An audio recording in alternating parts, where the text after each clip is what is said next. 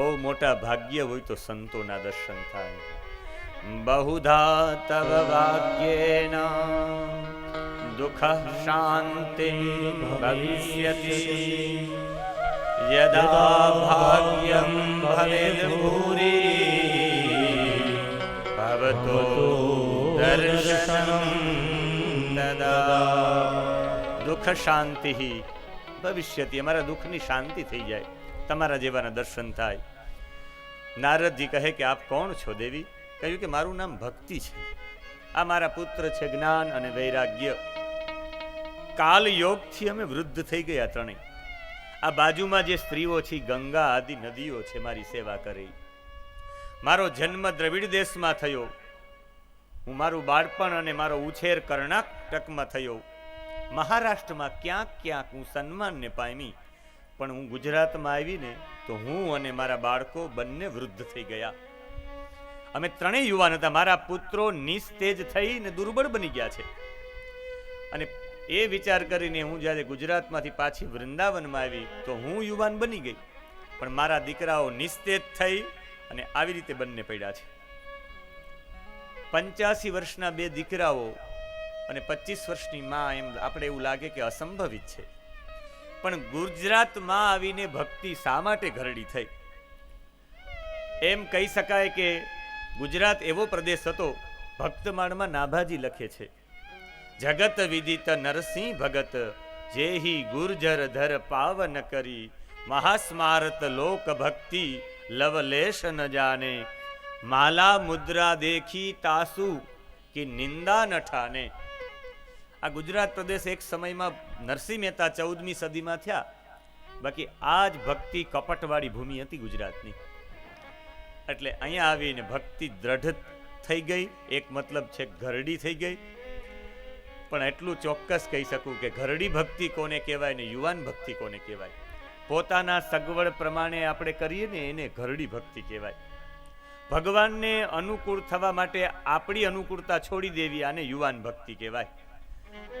પ્રભુને અનુકૂળ થવા માટે પોતાની અનુકૂળતા છોડવી, આને યુવાન ભક્તિ કહેવાય. અને પોતાની સગવડ પ્રમાણે જે ભક્તિ કરે એને ઘરડી ભક્તિ કહેવાય. આપણી બધાની ભક્તિ નથી લાગતું? નરસિંહ મહેતા થઈ ગયા તો હજી ક્યાંક ક્યાંક ગુજરાતમાં ઘરડી ભક્તિ છે. એ ભાઈ થાય એટલું કરાય, થાય એટલું ન કરાય. જેટલું કરીશ એટલું થશે, થશે એટલું કરીશ નહીં, જેટલું કરીશ એટલું થશે. આને યુવા ભક્તિ કહેવાય. અને થશે એટલું કરશું, આને ઘરડી ભક્તિ કહેવાય. જ્યાં ભક્તિ હોય ત્યાં ભગવાનને આવવું પડે, પાકું છે. ભલે વૃદ્ધ થઈ આ ગુજરાતની અંદર ભક્તિ, પણ ભક્તિથી ભરપૂર આખું ગુજરાત હશે. બાકી તો કનૈયો દ્વારિકામાં રહેવા શા માટે આવે? જો ગુજરાતમાં જ ઘરડી ભક્તિ થઈ હોય તો. કદાચ ગુજરાતમાં જ જો ઘરડી ભક્તિ હોય અને અહીંયા કદાચ જો પાખંડ જ હોય તો 52 વખત કનૈયો જુનાગઢમાં શા માટે આવે? આ એક જ એવી આપણી ભૂમિ છે જ્યાં ભગવાનના 52 અવતાર થયા. જેટલી વખત પરમાત્મા નીચે ઉતરે એને અવતાર કહેવાય. અવતરણિકા શબ્દ છે. અવતરણિકા એટલે સીડી. જેટલી વખત ભગવાન નીચે ઉતરે સીડીથી ત્યારે સમજવાનું આને અવતાર કહેવાય. અને એવા પરમાત્મા 52 વખત ફક્ત નરસિંહ મહેતા માટે ઉતર્યા. અને આ ભક્તિ કહે કે આ જ્ઞાન અને વૈરાગ્ય છે, આ બંને મારા પુત્રો છે. આપ મારી ઉપર કૃપા કરો, આ જ્ઞાન અને વૈરાગ્યને યુવાન બનાવી દો, ફરી ઊભા કરી દો. જ્ઞાન અને વૈરાગ્ય ભક્તિના બે દીકરાઓ છે. તમે ભક્તિ કરો તો જ્ઞાન અને વૈરાગ્ય બે પ્રાપ્ત થાય. જ્ઞાન વૈરાગ્ય વિનાની ભક્તિ વાંઝણી છે. અને જ્યાં જ્યાં ભક્તિ જાય ત્યાં પ્રભુ જાય. એટલે અહીંયા નારદજી કહ્યું કે અયમ તુ યુગ ધર્મોહી, આ તો યુગનો ધર્મ હે. વર્તતે કસ્ય દૂષણ, એમાં કોઈનો દોષ નથી. અતસ્તુ પુંડરી કાક્ષ સહતે નિકટ સ્થિત. સહતે નિકટે સ્થિત, ભગવાન નજીક રહેવા છતાં પણ આ બધું ભોગવે છે. આ યુગનો ધર્મ છે. અત્યારે યુગનો ધર્મ છે ઉનાળો તો ગરમી સહન કરવી જ પડે. યત બ્રહ્માંડે તત પિંડે. ચોમાસું હોય એ બ્રહ્માંડ ઉપર ચોમાસાની અસર થાય, આપણા શરીર ઉપર થાય. આપણે રૂમમાં બેઠા હોય તો લઘુશંકા લાગે, કારણ કે બ્રહ્માંડમાં જે બનવાની છે ઘટના આપણા ઉપર બનવાની છે. યત પિંડે તત બ્રહ્માંડે, જે બ્રહ્માંડમાં થાય પિંડમાં થાય. એટલે આ યુગનો ધર્મ છે, એટલે તમારે સહન કરવો જ પડશે. કૃષ્ણનું ચિંતન કરો, દુઃખ બધો દૂર થશે. કળિયુગ જેવો તો બીજો કોઈ યુગ નથી. ભક્તિ મહારાણી હું તમને વચન આપું છું, પ્રત્યેક મનુષ્યના હૃદયમાં આપને સ્થાપિત કરીશ. અન્ય બીજી બધી વસ્તુઓને દબાવી અને ભક્તિ વિષયક મહોત્સવો ને આગળ રાખીને લોકોમાં, આદિવાસીઓમાં, જંગલમાં દરેકના હૃદયમાં સ્થાપના ન કરાવું આપની, તમારા દીકરાઓ સહિત, તો હું હરિનો દાસ મટી જાઉં. પ્રતિજ્ઞા કરી લીધી. એટલે ભક્તિથી મોટું કંઈ છે જ નહીં, આપનાથી વિશેષ કંઈ છે નહીં. ભગવાન મુક્તિથી પણ વિશેષ આપને ચાહે છે. એટલે ભક્તિ દેવી અલમ વ્રતેરલમ તીર્થે અલમ યોગે અલમ મખૈ, યજ્ઞની કોઈ જરૂરિયાત નથી. અલમ જ્ઞાન કથા લાપે, બહુ જ્ઞાનની ચર્ચા કરવાની જરૂરિયાત પણ નથી. કારણ કે ભક્તિ એકેવ મુક્તિદા, એક ભક્તિ જ એવી છે કે મુક્તિ આપનારી છે. વ્રતો, તીર્થો, યજ્ઞો, જ્ઞાન ચર્ચાથી શું લાભ? એટલે એવા ભક્તિ મહારાણી, તમે ચિંતા ન કરો. હું તમારા બંને દીકરાઓને સહિત તમારી સ્થાપના ઘરે ઘરે નહીં, દરેક મનુષ્યના હૃદયમાં ન કરાવડાવું તો હું હરિનો દાસ નહીં. સંકલ્પ કરી લીધો ને સીધો જ કાનમાં અવાજ કર્યો છે, જ્ઞાન પ્રબુદ્ધતામ શીઘ્રમ, રે વૈરાગ્ય પ્રબુદ્ધતામ. જ્ઞાન ઉભો થા, વૈરાગ્ય ઉભો થા. પણ બંને ઉભા તો ન થયા, ખાલી આમ આંખ ચોડીને પાછા સૂઈ ગયા. ફરી વેદ મંત્રોનો ઘોષ કર્યો નારદજીએ.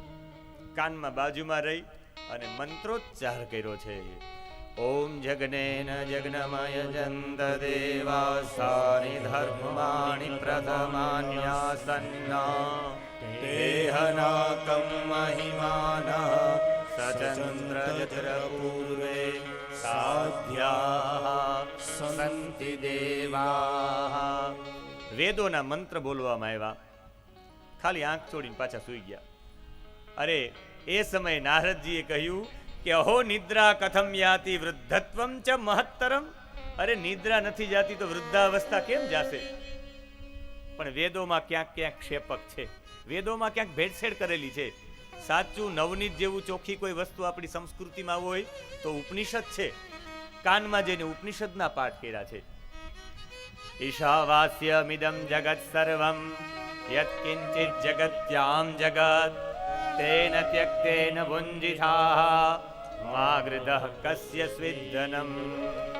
ફરી કાનમાં ઉપનિષદોના મંત્ર બોલ્યા તો એ ઊભા ન થયા. ગીતા પાઠેર મુહુ મુહુ, મુહુર મુહુ, વારંવાર ગીતાજીના પાઠ તો કર્યા પણ કોઈ રીતે ઊભા ન થયા. આંખ ચોડીને સૂઈ જાય. જેના અંગો એકદમ સુકાયેલા હતા, વાળ એકદમ સફેદ હતા, આખું શરીર નિસ્તેજ હતું, એવા જ્ઞાન ને વૈરાગ્ય ઊભા ન થયા. ત્યારે છેલ્લે વિચાર કર્યું કે હવે ભગવત સ્મરણ સિવાય બીજું કાંઈ છે નહીં. અને બે હાથ જોડીને બેસી ગયા.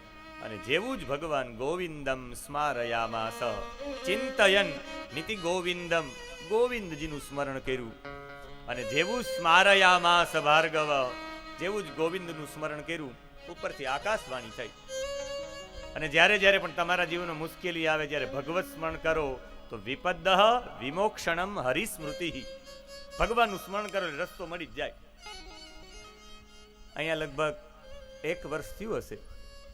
અમારી કથા બાજુમાં નાકરામાં હતી. અને નાકરા ગામથી અમે કથાથી ટીકર માટે એક જગ્યાએ આવ્યા, ટીકર એક જગ્યાએ બેસવા માટે.